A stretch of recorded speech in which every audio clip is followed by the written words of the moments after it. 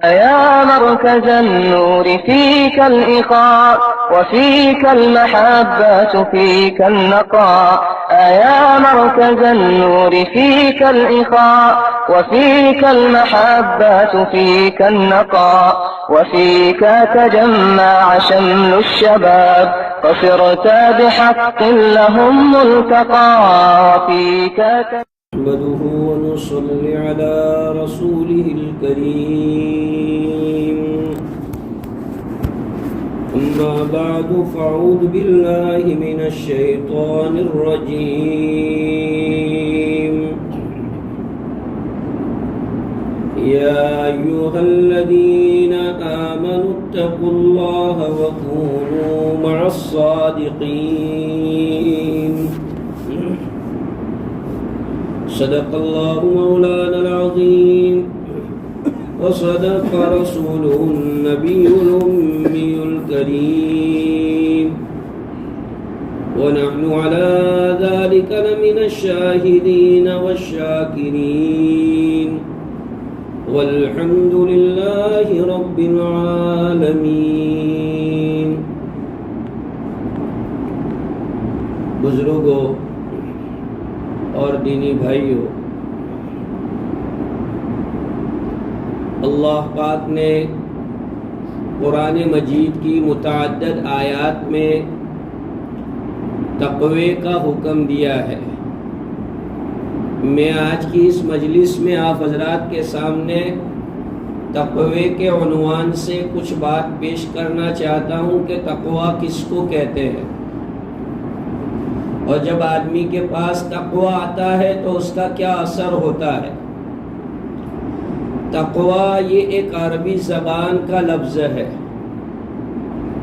اس کا معنی ہوتا ہے بچنا اور ڈرنا. آدمی جب کسی سے اسے بہت لگاؤ اور محبت ہوتی ہے تو ہر وقت اس بات سے ڈرتا ہے کہ کوئی ایسا کام نہ ہو جائے کہ جس سے وہ مجھ سے ناراض ہو جائے، کوئی ایسا لفظ میری زبان سے نہ نکل جائے جس سے وہ ناراض ہو جائے. بس یہی بات دین کے اندر ہو کہ آدمی ہر وقت یہ سوچے کہ مجھ سے کوئی ایسا عمل نہ ہو جائے یا مجھ سے کوئی ایسا بول نہ نکل جائے کہ جس سے اللہ ناراض ہو جائے. اس کا نام ہے تقوی. یہ خیال رکھ کے آدمی زندگی گزارے.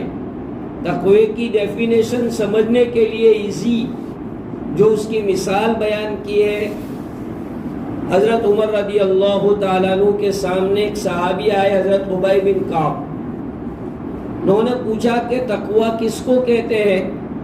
تو بتلایا کہ کبھی ایسے راستے پہ چلے ہو کہ جہاں اطراف میں کیچڑ ہو، کانٹے لگے ہوئے ہوں، تو کہتے ہیں ہاں، بہت احتیاط سے دامن بچا کر کے اور آدمی اپنے قدموں کو سنبھال کے رکھتا ہے کہ کہیں گر نہ جاؤں، پھسل نہ جاؤں. کہتے ہیں اسی کو تقوی کہتے ہیں کہ جیسے ظاہر میں آپ یہ خیال کرتے ہیں کہ کیچڑ میں کہیں پھسل نہ جاؤں، میرا دامن، میرا کپڑا کانٹے میں الجھ نہ جائے، اسی طرح یہاں پر ہے. جیسے دنیاوی لائن میں ہم کہتے ہیں ٹو بی سیف سائڈ، تو جیسے آدمی دنیا کے اندر سیف سائڈ کو پسند کرتا ہے، ایسے دین کے اندر بھی سیف سائڈ آدمی کو لینی چاہیے اور ہر وقت یہ نظر رکھنا چاہیے کہ اللہ پاک کہیں ناراض نہ ہو جائے. اس کا نام ہے تقوی. تقوی دلوں کا نور ہے، عبادتوں کا سرور ہے. جب بندے کے پاس تقوی آتا ہے تو عبادتوں میں آدمی کی جان لگتی ہے. مجدد الفسانی رحمت اللہ علیہ نے بتلایا ہے کہ 10 چیزیں جب آدمی اپنائے گا تو اس کے دل میں تقوی کا نور پیدا ہوگا. 10 چیزوں کو اختیار کرنے سے اس کے اندر تقوی آئے گا. حضرت مجدد الفسانی رحمت اللہ علیہ فرماتے ہیں کہ پہلی چیز ہے آنکھوں کی حفاظت. متقی آدمی کی نگاہیں غلط نہیں ہوتی. پرہیزگار آدمی ہوتا ہے تو اس کی نگاہیں غلط نہیں ہو سکتی ہے.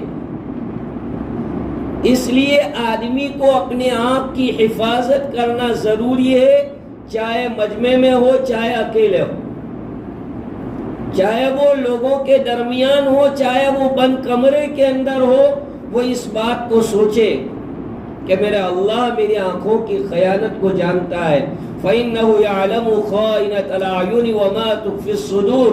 قرآن پاک میں اللہ تعالیٰ کا ارشاد ہے کہ تم جانتے ہو کہ تمہارے جیسے انسان تو معلوم نہیں کر سکیں گے کہ تمہاری آنکھوں کی خیانت کیا ہو رہی ہے، لیکن اللہ پاک تمہاری آنکھوں کی خیانت کو بھی جانتے ہیں کہ تم کہاں غلط نگاہ ڈال رہے ہو. آنکھوں کی حفاظت آدمی کے دل کی حفاظت کرتی ہے، دل کو گندا ہونے سے بچاتا ہے. یہ آنکھوں کی حفاظت. آنکھ اگر غلط اٹھے گی دل غلط ہو جائے گا، اور دل غلط ہوگا آدمی کی پوری باڈی غلط، کیونکہ دل ہارٹ جو ہے وہ پوری باڈی کا ہیڈ ہے. یہ صحیح ہے تو باڈی صحیح ہے، یہ غلط ہے تو باڈی غلط. اس لیے آنکھ کی حفاظت ضروری ہے. آج لوگ کہتے ہیں مولانا آنکھ کی حفاظت کرنا بہت مشکل ہے. ہاشم آملہ کرکٹر ہے، بہت مشہور کرکٹر ہے. اس نے ایک لیڈیز اینکر کو 1 گھنٹے تک انٹرویو دیا. ایک لیڈیز تھی جو اس کا انٹرویو لے رہی تھی، تو اس ہاشم آملے نے، اللہ کے بندے نے انٹرویو تو دیا 1 گھنٹے تک، لیکن ایک نگاہ بھر اس لیڈیز کو دیکھا نہیں ہے. 1 نگاہ بھر. اب بتاؤ کیسے ہو سکتا ہے ایسا؟ اگر آدمی کرنا چاہے تو کیوں نہیں ہو سکتا؟ میرے بھائیوں، آدمی کو کسی مجلس میں جانا ہو تو بہترین کپڑے پہن کے جاتا ہے کہ کپڑے گندے نہیں ہونے چاہیے. انٹرویو کے لیے جانا ہو کسی جگہ پر خوشبو لگا کے جاتا ہے، برابر اچھی طرح جاتا ہے. کوئی جاب جوائن کرنے جانا ہو تو آدمی اچھی طریقے سے بالکل اپنے آپ کو تیار کر کے جاتا ہے. ذرا سوچو کہ اللہ کے پاس ملاقات کے لیے جانا ہوگا تو کیا ایسا گندا دل لے کے جاؤ گے جو دل بالکل بیکار، جس کے اندر شہوتیں بڑی ہو، جس کے اندر دشمنیاں بڑی ہو، جس کے اندر کدورتیں بڑی ہو؟ کیا ایسا دل اللہ کے سامنے پیش کرو گے؟ تو اس لیے تقوی حاصل کرنے کی پہلی چیز ہے آنکھوں کی حفاظت. کہ آدمی کی آنکھوں کی حفاظت ہوگی تو تقوی حاصل ہوگا. دوسری چیز حضرت مجدد الفسانی رحمت اللہ علیہ نے ارشاد فرمائی کہ زبان کی حفاظت. جب آدمی زبان کی حفاظت کرے گا تو وہ متقی بنے گا. زبان آدمی کو جنت میں بھی لے جا سکتی ہے اور جہنم میں بھی لے جا سکتی ہے. حضرت صاحب احیاء العلوم امام غزالی رحمت اللہ علیہ نے فرمایا ہے کہ اس کی سائز چھوٹی ہے، زبان کی سائز چھوٹی ہے، لیکن اس کا نفع اور نقصان زیادہ ہے. یہی زبان محبت بھی پیدا کراتی، یہی زبان دشمنی بھی پیدا کراتی. یہی زبان آدمی کو مان مرتبہ اور عزت دلاتی ہے، یہی زبان آدمی کو ذلیل اور رسوا بھی کرتی ہے. زبان کی حفاظت بہت ضروری ہے. غیبت سے زبان کی حفاظت. حدیث پاک میں رسول اکرم صلی اللہ علیہ وسلم نے فرمایا الغیبت اشد من الزنا. غیبت زنا سے بھی زیادہ خطرناک ہے. ہم اپنے آپ کو زنا سے تو بچانے کی کوشش کرتے ہیں، لیکن غیبت جیسے بھیانک گناہ سے اپنے آپ کو بچانے کی کوشش نہیں کرتے ہیں. تو اس لیے جب آدمی زبان کی حفاظت کرے گا تو ایسی شکل کے اندر اس کو تقوی کا نور نصیب. تقوی اس لیے حاصل کرنے کا ہے کہ آدمی یہ سوچے کہ اللہ پاک ناراض نہ ہو جائے۔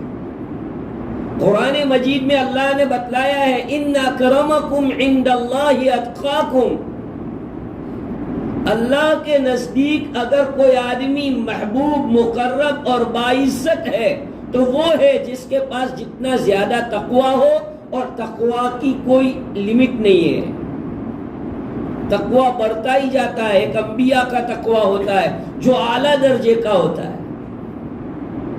اور ایک میرے اور آپ کے جیسے ایک عام انسان کا تقویٰ ہوتا ہے، ایک اللہ کے برگزیدہ بندوں کا تقویٰ ہوتا ہے، اولیاء اللہ کا تقویٰ ہوتا ہے۔ اس کے واقعات بیان کرنے جائے تو کئی دن نکل سکتے ہیں، ایسے بزرگوں کے واقعات تقوی کے۔ تو تقوی کے اسٹیپ ہے، اس کے درجات ہے، اس لیے ہم کوشش کریں کہ ہمارے پاس جو تقوی ہے اس کا اسٹیپ آگے بڑھے، ہم تقوی میں آگے بڑھے، تجارت کے اعتبار سے، معاملات کے اعتبار سے ہم تقوی میں آگے بڑھیں۔ آج ہمارے مسلمان تاجر تجارت کرتے ہوں تو انہیں تقوی کے ساتھ رہنا چاہیے۔ ظاہر میں ہم کو ایسا لگتا ہے کہ اگر ہم دینداری اور تقوی کے ساتھ رہیں گے تو ہماری دکان کم چلے گی، مارکیٹنگ کم ہوگا، لیکن یہ بات کہنے کی ہے۔ بہت سے لوگ کہتے ہیں کہ مولوی صاحب زمانہ ہے، اب جھوٹ بولنا پڑتا ہے، جھوٹی قسمیں بھی کھانی پڑتی ہے۔ یہ غلط بات ہے۔ بے شک آدمی سچائی پہ چلتا ہے تو اسے برداشت کرنا پڑتا ہے، لیکن ایسا نہیں ہے کہ آدمی کو جھوٹ بولنا ہی پڑتا ہے تو ہی تجارت ہوگی، ایسا نہیں ہے۔ آپ فورن کے اندر جائیں، کوئی جھوٹ نہیں بولتا ہے، وہاں جو چیزوں کے پیکٹ بنے ہوئے تھے اوپر ریٹ کی قیمت لگی ہوئی ہوتی ہے، کوئی بھاؤ نہیں، کوئی تاؤ نہیں، کچھ نہیں، اور آدمی اطمینان سے لے کے چلا جاتا ہے۔ کیسے ہوتا ہے؟ آدمی مول میں جاتا ہے، بڑے بڑے مول میں جاتا ہے، اور جو ہے پوری چیزیں اس کو جو چاہیے وہ لے کے آتا ہے، کاؤنٹر پہ آتا ہے، وہ اس کی قیمت دیکھ کر کے اس کو بل بناتا ہے، یہ پے کر کے چلا جاتا ہے۔ کیسے ہوگا؟ یہ ہماری اپنی ایک سمجھ ہے کہ ہم نے دماغ ایسا بنایا ہے کہ ہم جھوٹ بولیں گے تو تجارت ہوگی، ہم دھوکہ دیں گے تو تجارت ہوگی۔ تقویٰ جب آدمی کے پاس ہوتا ہے تو اللہ تبارک و تعالیٰ اسے بے گمان روزی عطا فرماتے ہیں۔ اس کے وہم و گمان میں بھی نہیں ہوتا کہ میرے ساتھ ایسا معاملہ ہوگا۔ جی ہاں، 28ویں پارے میں اللہ پاک نے اس کو ذکر کیا ہے، وَيَرْزُقْهُ مِنْ حَيْثُ لَا يَحْتَسِبُ، کہ تقوی والے آدمی کو اللہ پاک روزی ایسے راستے سے دیتا ہے کہ اس کا وہم و گمان بھی نہیں ہوتا ہے، اس نے سوچا بھی نہیں ہوتا ہے کہ میرے ساتھ ایسا معاملہ ہونے والا ہے۔ ایک نوجوان آدمی تھا، تو ایسے داڑھی اس نے رکھی ہوئی تھی، تو جب وہ اپنے جاب کے اوپر گیا تو مینیجر اس کا جو افسر تھا اس نے کہا گیٹ آؤٹ، اس کو صاف کر کے آؤ، گیٹ آؤٹ۔ ایک دن اس کو نکال دیا، دوسرے دن جب وہ گیا تو دوسرے دن بھی وہی افسر اس کو چیک کر رہا تھا، کہا گیٹ آؤٹ، اس کو صاف کر کے آؤ۔ تو ایک مفتی صاحب کے پاس گیا وہ نوجوان، کیا مفتی صاحب میرا جاب کا مسئلہ ہے، اب میں جاب پہ جاتا ہوں تو یہ میرا باس، یہ مینیجر اس کو چیک کرتا ہے، چیک کر کے میرے کو نکال دیتا ہے، تو کیا میں اب داڑھی رکھوں کہ نوکری کروں، کیا کروں میں؟ مفتی صاحب نے کہا کہ تم مجھے ایک بات بتاؤ کہ اگر بائی چانس تمہاری یہ نوکری چھوٹ گئی تو کیا تم اور تمہارے گھر والے 8 10 دن 15 دن بغیر اس کے ایسے رہ سکتے ہیں؟ ہاں، کوئی حرج کی بات نہیں ہے، اس میں کیا ہے، رہ سکتے ہیں، اتنا تو ہمارے پاس ہے۔ کہ بس فکر مت کرو، جاؤ تم، جس دن وہ تم کو نوکری سے نکال دے اللہ تعالیٰ انتظام کر دے۔ چنانچہ تیسرے دن ہو گیا، تیسرے دن بھی جو ہے اس نے اس کو چیک کر کے کہا کہ گیٹ آؤ۔ اللہ پاک نظام کرتے ہیں، وہ ہم کو ایسا لگتا ہے، مجھے اور آپ کو اللہ کو آزمانے کا رائٹ نہیں ہے. اللہ کو مجھے اور آپ کو اللہ تعالیٰ مجھے اور آپ کو آزما سکتے ہیں. وہ ہمارا رب ہے, مالک ہے. چنانچہ چوتھے دن جب وہ گیا تو دیکھا کہ اس کا ٹرانسفر ہو گیا ہے, اس کو یہاں سے نکال دیا گیا ہے, اور وہ بالکل ہیپی اپنے جاب کے اوپر آ گیا. اور پھر اتنا اس نے اس جگہ پر اپنا وشواس قائم کر دیا کہ اس کو پروموشن دیا گیا, اور وہ آگے آیا اپنی امانت داری اور اپنے تقوی کی بنیاد. آپ کو تقوی کی وجہ سے کچھ نہ کچھ برداشت کرنا پڑے گا, لیکن آپ اپنے ڈپارٹمنٹ میں جب تقوی سے رہیں گے تو آپ کا یہ تقوی آپ کو آگے لے جائے گا. یہ ڈیفینیٹلی ہے. کتنے میرے ایسے جاننے پہچاننے والے جو سرکاری ڈپارٹمنٹ میں نوکری کرتے ہیں, کہتے ہیں کہ مولانا آخر میں بات گھوم کے ہمارے پاس ہی آتی ہے. ایسے کہتے ہیں کہ یار نہیں, صحیح تو یہی لوگ کریں گے. لوگ کہتے ہیں کرپشن کرنا ہی پڑتا ہے, کرپشن کرنا پڑتا ہے, کرپشن کے بغیر چلتا ہی نہیں ہے. ایسا نہیں ہے. اگر آپ کسی ڈپارٹمنٹ میں آفیسر ہیں یا کسی ڈپارٹمنٹ کے اندر آپ ذمہ دار ہیں, چند دن چند مہینے آپ اس کے یہ کرو, اور بغیر کرپشن کے, وداؤٹ کرپشن ہر ایک کا کام کر کے دو. دیکھو آپ رنگ دیکھنا ہو تو آپ کا نام پوچھ کر لوگ آپ کے پاس آئیں گے کہ وہ صاحب بیٹھتے ہیں, وہ کہاں ہے, وہ مسلمان آدمی کہاں ہے, وہ کرپشن نہیں کرتا. آپ پورے ڈپارٹمنٹ میں مشہور ہو جائیں گے, حتیٰ کہ پوری سرکاری لائن میں مشہور ہو جائیں گے کہ یہ کرپشن نہیں کرتا ہے. لیکن آج کیا ہے, مسلمان بھی کرپشن کرتا ہے, نان مسلم کا تو سوال ہی نہیں ہے, اس کا تو ایمان ہی نہیں ہے. تو یہ سب جو کچھ ہوتا ہے وہ تقوی نہ ہونے کی وجہ سے. تو میرے بھائیوں, میں یہ کہہ رہا تھا کہ تقوی آدمی کو حاصل ہوتا ہے آنکھوں کی حفاظت سے, زبان کی حفاظت سے. تقوی آدمی کو ملتا ہے اللہ تعالیٰ کے ساتھ اچھا گمان رکھنے سے. اللہ تعالیٰ کے ساتھ آدمی کو اچھا گمان ہر حال میں رکھنا چاہیے. کوئی بھی پوزیشن آدمی کا ہو, چاہے پوزیشن آدمی کا ڈاؤن ہو تو بھی اور اچھا پوزیشن ہو تو بھی, کسی بھی پوزیشن میں اللہ تعالیٰ کے ساتھ برا گمان کرنے کے آدمی کو اجازت نہیں ہے.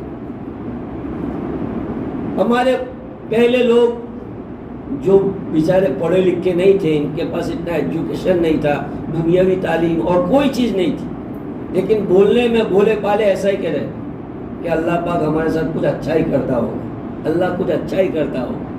کچھ بھی گھر میں بھی تکلیف آ جائے, بیماری آ جائے, کچھ بھی ہو جائے, ان کی زبان پہ ایک ہی لفظ آتا تھا کہ اللہ کچھ اچھا ہی کرتا ہوگا. تو بالکل یہ بات سچی ہے کہ ظاہر میں چاہے کتنا نقصان ہمارا ہو گیا ہو, حتیٰ کہ نعوذ باللہ گاڑی کی ایکسیڈنٹ ہو گئی, گاڑی خلاص ہو گئی, ہم کو دیکھنے میں یہ لگتا ہے کہ بھائی میری کار پوری خراب ہو گئی ہے, لیکن اس میں بھی کوئی راز ہے, اللہ نے تمہاری بھلائی اس میں چاہیے.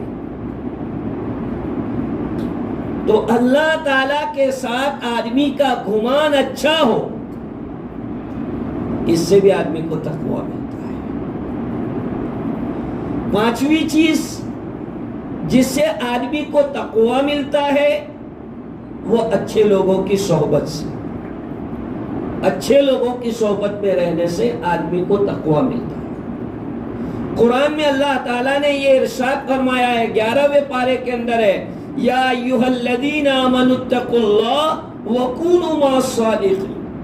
اے ایمان والو, اللہ سے ڈرو اور اچھے لوگوں کی سنگات اختیار کرو, اچھے لوگوں کی صحبت میں رہو. صحبت اچھی ہوگی, آپ کے جو مجلس والے ہیں وہ اچھے ہوں گے, تو آپ کے خیالات, آپ کے وچار اور آپ کے سوچنے کے ادائیں یہ صحیح ہوگی. اگر آدمی غلط سوچ والوں کے ساتھ بیٹھتا ہے تو اس کی سوچ بھی غلط بنتی جاتی ہے دھیرے دھیرے.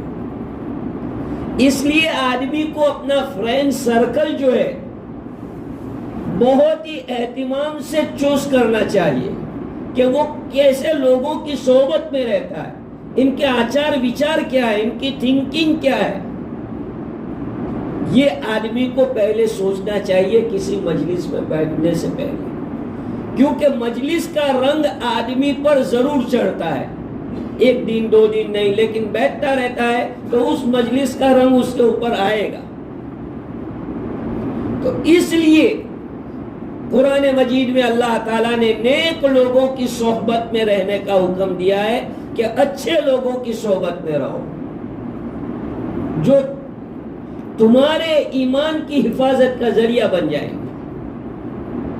اچھے لوگ دوسروں کی بھی ایمان کی حفاظت کا ذریعہ بن جاتے ہیں، اپنے ایمان کی تو حفاظت کر ہی لیتے وہ، لیکن دوسروں کے ایمان کی بھی وہ حفاظت کر لیتے ہیں کہ ان کو بچاتے ہیں کہ نہیں ایسا نہیں سوچتے، ایسا نہیں بولنے، ایسا نہیں کرنے۔ ان کی صحبت میں رہنے سے وہ ہمیں ہر بار ٹوکتے رہتے ہیں، تو ان کے ٹوکنے سے ہمارے اندر کی جو ایک ایمان کی چنگاری ہوتی ہے وہ بیدار ہو جاتی ہے اور سمجھتے ہیں کہ برابر یہ کام نہیں کرنا۔ تو تقوی حاصل کرنے کے لیے بزرگوں کی صحبت، اللہ والوں کی صحبت، ان کی مجلسوں کی حاضری یہ ضروری ہے۔ آج ہمارے یہاں یہ بات نہیں ہے۔ آج بہت مشکل سے کسی جگہ پر یہ بینر لگا ہوا ہوتا ہے فلاں بزرگ آتے ہیں، تو مشکل سے 100 150 200 آدمی کا مجمع جمع ہوگا۔ کتنی بیچارے جو ہے مینجمنٹ کمیٹی کتنی کوشش کرے گی، حتیٰ کہ اور لوگوں کو بلانے کے لیے بیچارے زحمت کر کے دعوت بھی رکھ دیتے ہیں کہ بھئی دعوت کے بہانے سے تو مجمع آئے گا، لیکن جیسا مجمع آنا چاہیے نہیں آتا ہے۔ اور کوئی کرکٹر آنے والا ہو، کوئی بالی ووڈ ہالی ووڈ کا ہیرو آنے والا ہو، کوئی ایم ایل اے آنے والا ہو، کوئی اور پولیٹیکل لائن کا آدمی آنے والا ہو، تو بغیر بلائے اتنا مجمع ہو جاتا ہے کہ پرشاسن حرکت میں آ جاتا ہے، پرشاسن حیران ہو جاتا ہے۔ صبح سے پولیس والے کی پیٹرولنگ شروع ہو جاتی ہے، پتہ چل رہا ہے بھائی کیا ہے کہ آج وہ آ رہا ہے، آج وہ آ رہا ہے، بات پوری شروع ہو جاتی ہے۔ بھائی ان میں کیا تھا اور ان میں کیا تھا؟ اللہ والوں کے لیے بینر لگائے جاتے ہیں کہ بھائی فلاں بزرگ آنے والے، ان کی مجلس ہونے والی ہے، وہ بیان کرنے والے ہیں، ایسا ہے، تو آدمی اتنی کیئر نہیں کرتا۔ یہ ہے کہ تقوی کی قدر نہیں ہے، اللہ والوں کی قدر نہیں ہے۔ اللہ والوں کی صحبت میں آپ اگر 10 منٹ بھی بیٹھیں گے تو 10 منٹ بیٹھنا بھی آپ کے فائدے سے خالی نہیں ہے۔ 10 منٹ کی صحبت بھی آدمی کا کبھی دل کا رنگ بدل دیتی ہے۔ اس لیے اللہ والوں کی مجلس میں حاضری دینا وقت کی ایک اہم ضرورت ہے۔ اپنے اطراف میں اگر کئی اللہ والے لوگ ہوں تو کبھی ان سے دعا کی درخواست کرے آدمی، کبھی ان سے مصافحہ کرے، اور کبھی ان کے سامنے جا کے اپنی بات پیش کرے، ان سے بلکہ مشورہ بھی لے سکتا ہے آدمی اپنے میٹر کے اندر کیسا ایسا ہے۔ لیکن آج وہ بات نہیں ہے۔ آدمی یہ سمجھتے ہیں کہ بھائی یہ اللہ والے بزرگ ہوتے ہیں، ان کو اپنے دنیا کی کیا علم ہوتا ہے، اپنی باتوں کا کیا علم ہے، لیکن یہ صحیح نہیں۔ بہرحال تو تقوی حاصل کرنے کے لیے ضروری ہے کہ آدمی اللہ والوں کی صحبت میں رہے۔ 7ویں چیز جس کی ضرورت ہے تقوی کے لیے، آدمی ہنسی مذاق ٹھٹھے سے پرہیز کرے۔ بات اچھی طرح سوچنا اور سمجھنا۔ آدمی کے لیے خوش مزاج رہنا ضروری ہے، اس میں کوئی شک نہیں، خوش مزاج رہے آدمی، لیکن خوش مزاج کا مطلب یہ نہیں کہ ہر وقت آدمی ہنسی مذاق ٹھٹھا۔ جس آدمی کو بہت زیادہ ہنسنے کی عادت پڑ جاتی ہے، اس کے دل کا، اس کے چہرے کی رونق ختم ہو جاتی ہے، دل کا نور ختم ہو جاتا ہے۔ حدیث پاک میں ہے، رسول اکرم صلی اللہ علیہ وسلم نے فرمایا ایاکم والضحک، کہ بہت زیادہ ہنسنے سے بچو، کہ بہت زیادہ ہنسی آدمی کے دل کو مردہ کر دیتی ہے۔ پھر سے سمجھنا، میں منع نہیں کرتا، آدمی کو خوش مزاج رہنا چاہیے،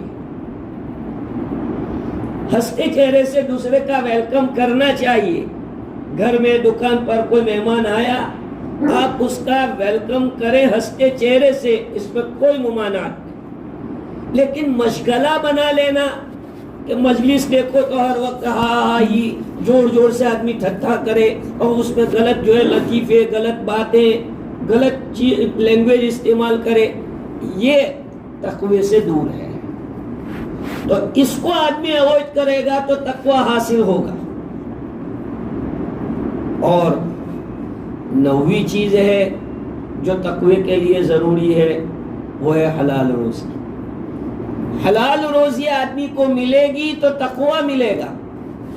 اگر حلال روزی نہیں ہے، چاہے آدمی کتنا عبادت گزار ہو، چاہے کتنے اعمال کر رہا ہو، لیکن تقوی کا نور نصیب نہیں ہوگا. تقوی کا نور حاصل کرنے کے لیے تو آدمی کو محنت کی کمائی، حلال کمائی، اچھی کمائی یہی کھانی ہوگی تو آدمی کو تقوی ملے گا. آج بہت مشکل ہے کہ ہم لوگ اپنی روزی تھوڑی سے فائدے کے خاطر خراب کر دیتے ہیں. حالانکہ وہی روزی بہت محنت سے کمائی، لیکن تھوڑا بہت احتیاط نہیں کیا، جھوٹ بول گئے، کوئی اور دھوکہ دے دیا کسی چیز کے اندر، تو وہ روزی خراب ہو گئی. تو اس لیے بھائیو، اگر ہم تقوی حاصل کرنا چاہتے ہیں تو ان چیزوں کو اپنائیں. ان چیزوں کو اگر ہم اپنی زندگی میں لائیں گے تو انشاءاللہ تقوی کا نور ملے گا. اللہ پاک عمل کی توفیق عطا فرمائے. انشاءاللہ ماں بقیہ باتیں آئندہ مجلس میں پیش ہوگی. اللہ عمل کی توفیق عطا فرمائے. وآخر دعوانا الحمدللہ.